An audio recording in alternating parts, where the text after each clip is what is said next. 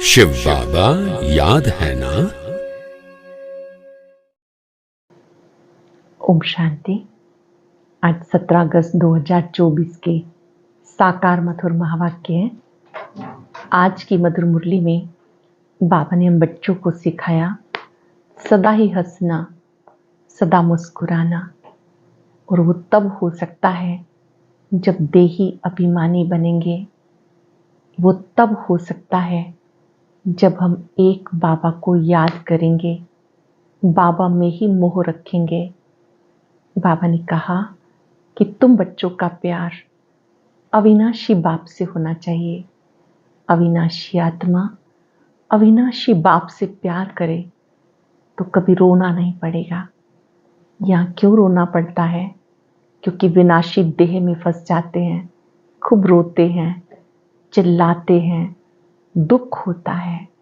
अगर आप अपने को आत्मा समझे, आत्मा समझ परम पिता को याद करें, सभी को आत्मिक दृष्टि से देखें, तो कभी रोना नहीं पड़ेगा। क्योंकि देह विनाशी है, मिट्टी मिट्टी में मिल जाती है, तो मिट्टी को याद किया जाता है क्या? यहाँ बाबा ने अटेंशन खिंचवाया कि तुम्हारा प्यार अविनाशी बाप से होना चाहिए। राइटियस प्यार यही है कि अविनाशी आत्मा समझ अविनाशी पिता को याद करो। देह को याद करना, रोना, विलाप करना, ये अनराइटियस प्यार है। बाबा ने याद दिलाया ये एक एक ज्ञान रतन लाखों रुपयों का है, तुम्हें इसका दान करना है, दूसरों को भी देना है। ये पढ़ाई सोर्स ऑफ इनकम है, क्योंकि यहाँ आपकी एम ऑब्जेक्ट है। एम ऑब्जेक्ट को सामने रख अच्छा पुरुषार्थ करते रहो। तुम बच्चों को नई दुनिया में जाना है, नई राजधानी में जाना है। यहाँ अपार दुख है, वहाँ अपार सुख है। ऐसी सुख में दुनिया में जाने के लिए दैवी गुण धारण करने हैं। तुम्हें जरा भी रोना नहीं, सदा ही बाबा को याद कर खुश रहना है, देही अभिमानी बनना है।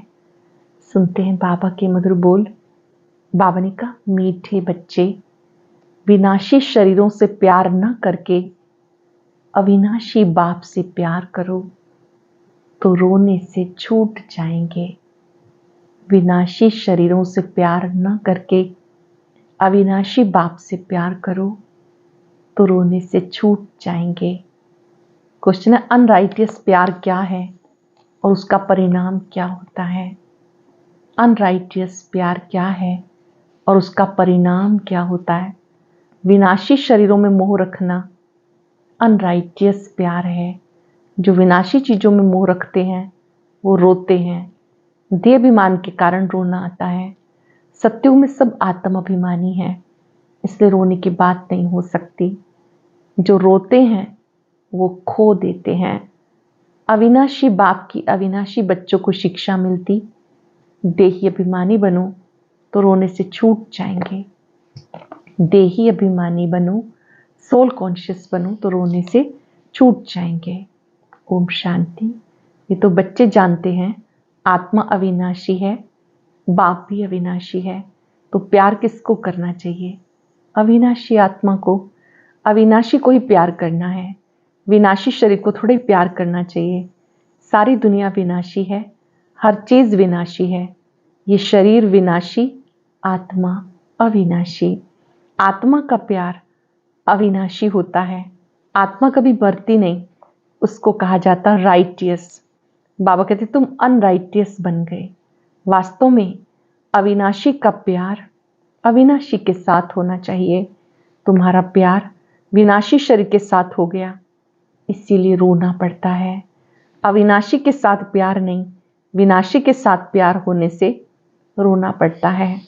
अभी तुम अपने को अविनाशी आत्मा समझते हो तो रोने की कोई बात ही नहीं, क्योंकि आत्म अभिमानी है।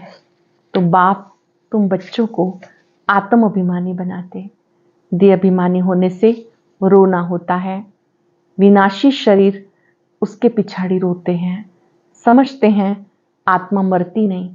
बाबा कहते अपने को आत्मा समझो, तुम अविनाशी बाप के बच्चे अविनाशी आत्मा हो, तुम्हें रोने की दरकार नहीं। आत्मा एक शरीर छोड़ जाए दूसरा लेकर पार्ट बचाती, ये भी खेल है। छोटी सी बिंदी आत्मा है, एक शरीर रूपी मकान छोड़ा, दूसरे में चली गई, दूसरा छोड़ा, तीसरे में चली गई। लेकिन आत्मा की यात्रा अनंत है।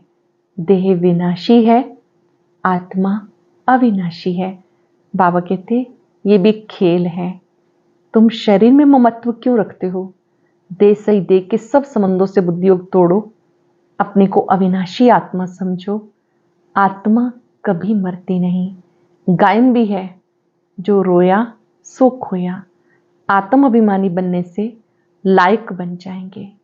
जो बाप आकर दे अभिमानी से आत्म अभिमानी बनाते, कहते तुम कैसे भूले हुए हो, जन्म जन्मांतर तुमको रोना पड़ा, फिर से तुम्हें आत्म अभिमानी बनने की शिक्षा मिलती है, फिर तुम कभी रोएंगे नहीं।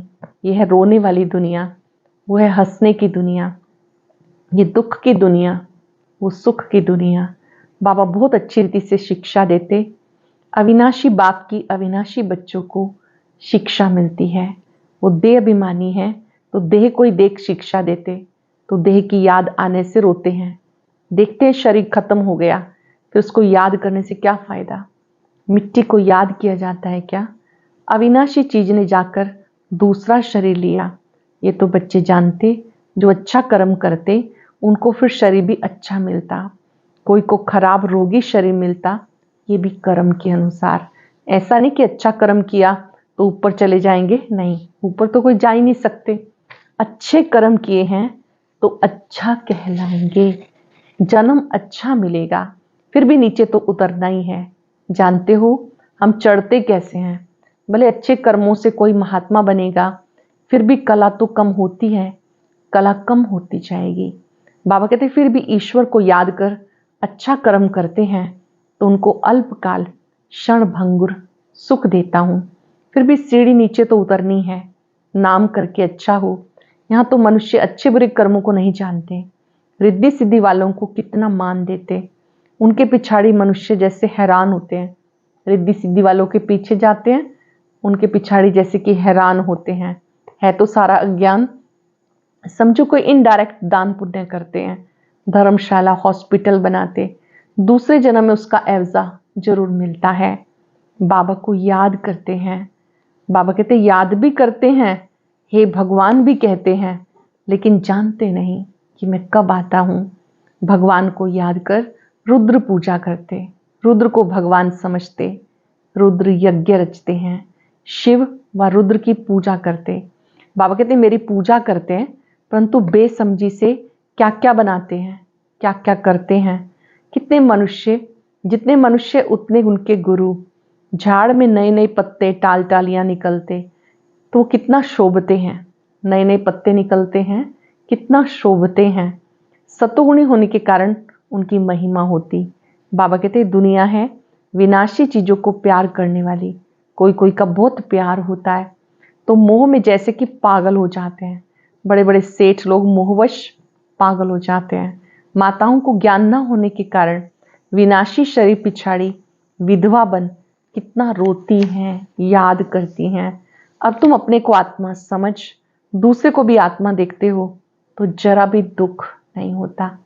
आत्मा समझ, दूसरों को आत्मा देखते हो तो जरा भी दुख नहीं होता। पढ़ाई को सोर्स ऑफ इनकम कहा जाता। पढ़ाई में एम ऑब्जेक्ट भी होती है, परंतु वो है एक जन्म के लिए। गवर्नमेंट से पगार मिलता, पढ़कर धंधा धोरी करते तब पैसे आदि मिलते। यहाँ फिर बात ही नहीं है। तुम अविनाशी ज्ञान रत्नों से झोली भरते हो, बाबा का बनते हो तो अविनाशी ज्ञान रत्नों से झोली भरते हो। आत्मा समझती है बाबा हमें अविनाशी ज्ञान खजाना देते, भगवान पढ़ाते हैं तो जरूर भगवान भगवती बनाएंगे, परंतु वास्तव में लक्ष्मी नारायण को भगवान भगवती समझना रॉन्ग है। तुम बच्चे जानते हो, ओहो जब हम देह अभिमानी हो जाते हैं हमारी बुद्धि कितनी डिग्रेड हो जाती, जैसे कि जानवर बुद्धि बन जाते हैं। देवाभिमानी बनने से जानवर बुद्धि बन जाते हैं। जानवरों की सेवा भी बहुत अच्छी होती, मनुष्यों की तो कुछ भी नहीं। रेस के घोड़ों की देखो कितनी संभाल होती है, यहाँ के मनुष्य की देखो फिर क्या हालत है।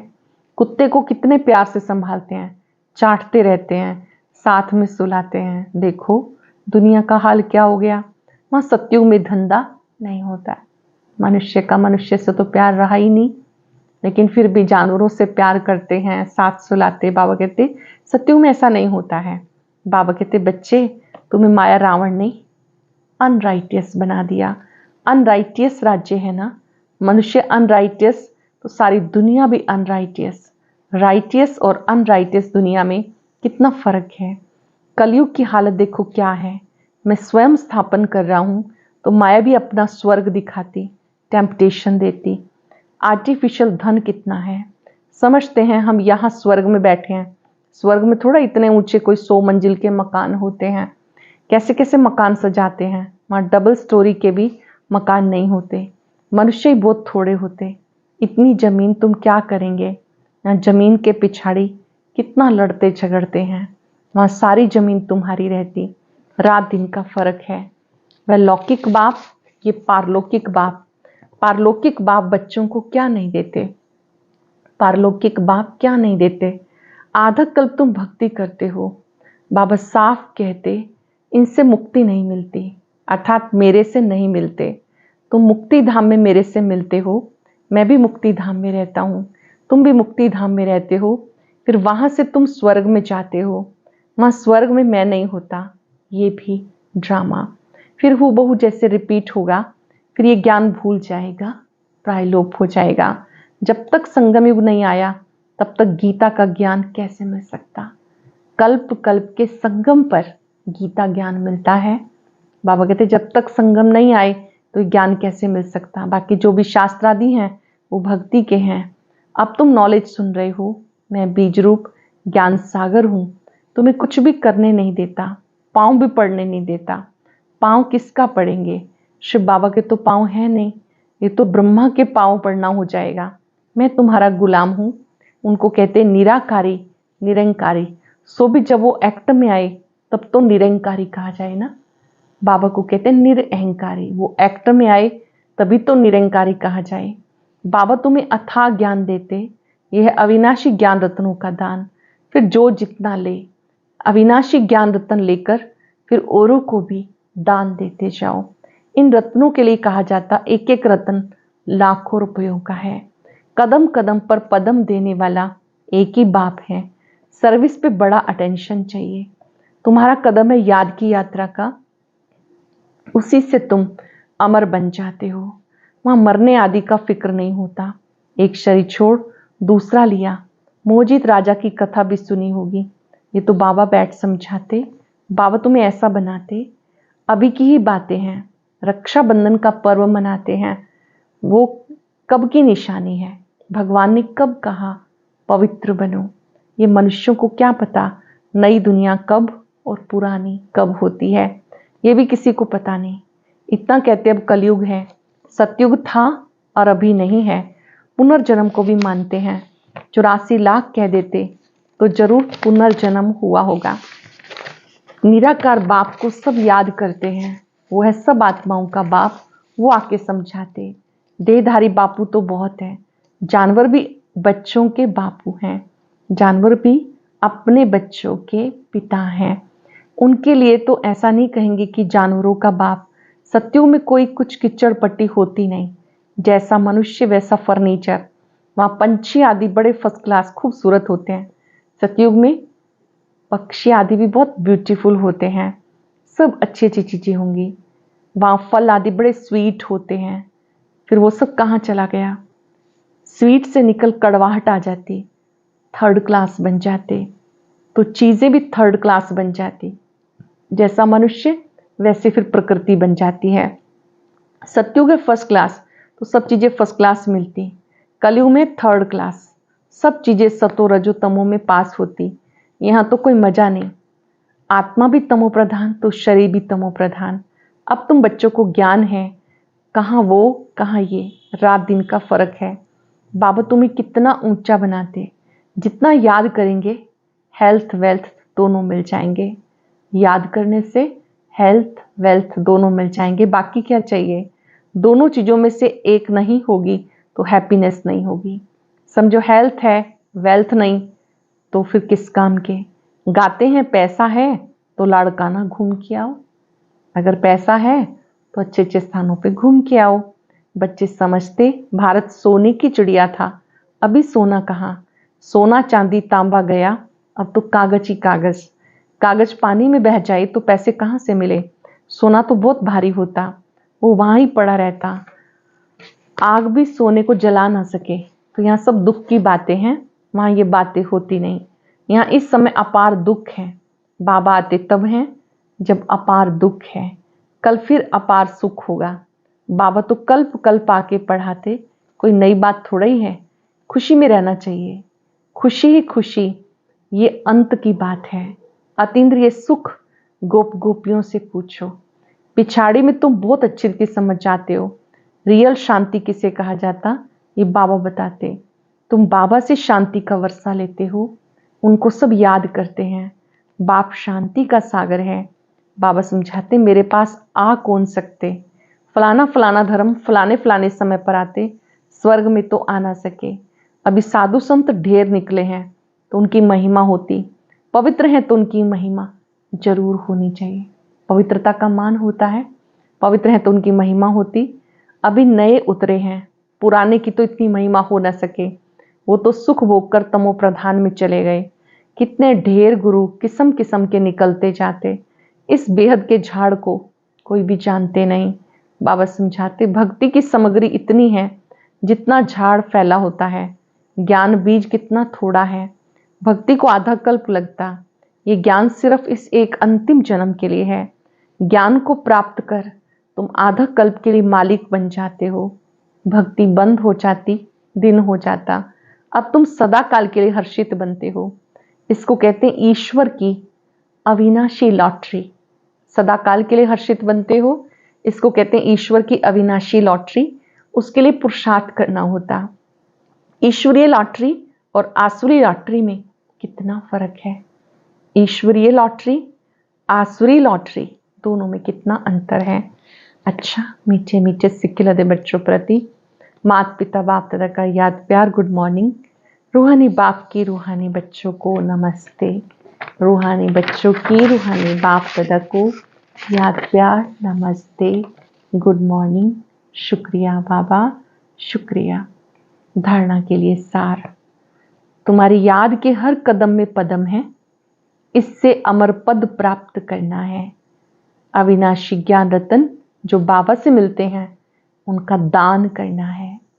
आत्माभिमानी बन अपार खुशी का अनुभव करना है।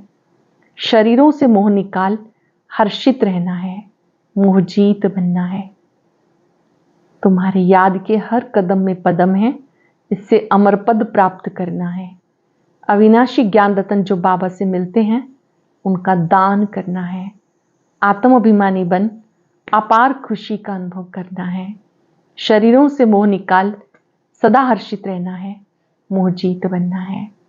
वरदान है हर घड़ी को अंतिम घड़ी समझ, सदा रूहानी मौज में रहने वाली विशेष आत्मा भव। हर घड़ी को अंतिम घड़ी समझ, सदा रूहानी मौज में रहने वाली विशेष आत्मा भव। संगम युग रूहानी मौजों में रहने का युग है, इसलिए हर घड़ी रूहानी मौज का अनुभव करते रहो। कभी किसी परिस्थिति व परीक्षा में मूंझना नहीं, क्योंकि ये समय अकाले मृत्यु का है। थोड़ा समय भी अगर मौज की बजाय मूंझ गए और उसी समय अंतिम घड़ी आ जाए तो अंत मते सुगति क्या होगी। इसलिए एवरडी का पाठ पढ़ाया जाता, एक सेकंड भी धोखा देने वाला हो सकता है। इसलिए स्वयं को विशेष आत्मा समझकर हर संकल्प, हर बोल और कर्म करो तो रूहानी मौज में रहेंगे। हर घड़ी अंतिम घड़ी है, ये समझकर हर पल मौज में रहो। संगम युग पर रूहानी मौजों में रहने का युग है, इसलिए हर घड़ी रूहानी मौज का अनुभव करते रहो। कभी किसी परिस्थिति व परीक्षा में मूंझना नहीं, क्योंकि यह समय अकाले मृत्यु का है। थोड़ा समय भी मौज की बजाय मूंझ गए, उसी समय अंतिम घड़ी आ जाए तो अंत मते सोगते क्या होगी। इसलिए एवरडी का पाठ पढ़ाया जाता, एक सेकंड भी धोखा देने वाला हो सकता है। इसलिए स्वयं को विशेष आत्मा समझकर हर संकल्प बोल कर्म करो तो रूहानी मोज में रहेंगे। स्लोगन है, अचल बनना है तो व्यर्थ और अशुभ को समाप्त करो। अचल बनना है तो व्यर्थ और अशुभ को समाप्त करो। आज हम सब बाबा से वायदा करेंगे, ना तो हम अशुभ सोचेंगे, ना ही बोलेंगे, ना ही सुनेंगे। व्यर्थ और अशुभ से परहेज रखेंगे। मैं अचल आत्मा हूं। अचल अडोल आत्माएं संसार के लिए वरदान है। उनकी उपस्थिति बहुतों में बल भरती है, शक्ति का संचार करती है। अचल बनने के लिए, अचल स्थिति बनाने के लिए खुद से प्रेम करें, खुद को याद दिलाएं, मुझे व्यर्थ और अशुभ से मुक्त रहना है। व्यर्थ की बातें न सुननी है, न सुनानी है। अब तक जो भी व्यर्थ सुना, देखा, सोचा, किसी को सुनाया, सब बाबा को सच बता दे।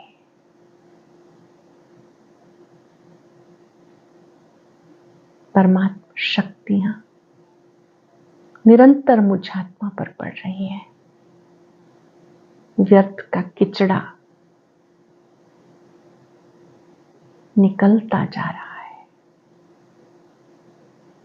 मैं अचल अडोल आत्मा हूं। सुनते हैं आज का अव्यक्त ज्ञान मोती।